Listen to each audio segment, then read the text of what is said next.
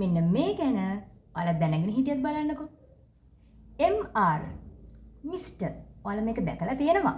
අපි මිස්ටර් පාවිච්චි කරන්නේ කාටද? අපි මිස්ටර් කියන එක පාවිච්චි කරන්නේ adult mail.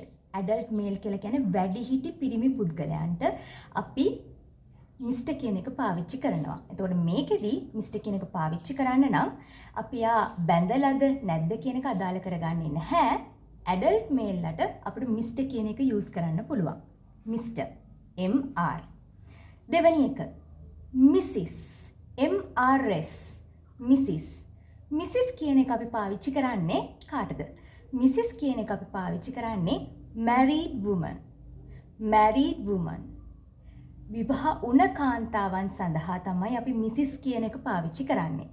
married woman. Mrs.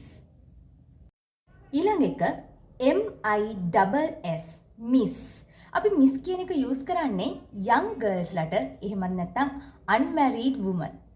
විවාහ නොවුණු කාන්තාවන් සඳහා මිස් කියන එක අපිට පාවිච්චි කරන්න පුළුවන්. ඊළඟට MS මිස්. MS අපි MS දාලා ලියනවා නේද? MS දාලා අපි ලියන්නේ කාන්තාවන් සඳහා තමයි.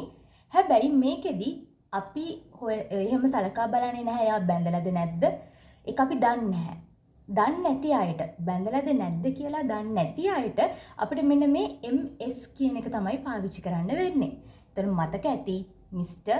adult male, Mrs. married woman, Miss MISS Miss, unmarried woman or young girl, MS Miss. කාර්ද පාවිච්චි කරන්නේ අපි ස්ටේටස් එක දන්නේ නැති අයට. එයා සිංගල්ද මැරිඩ්ද කියලා දන්නේ නැති අයට අපිට පුළුවන් MS කියලා යූස් කරන්න.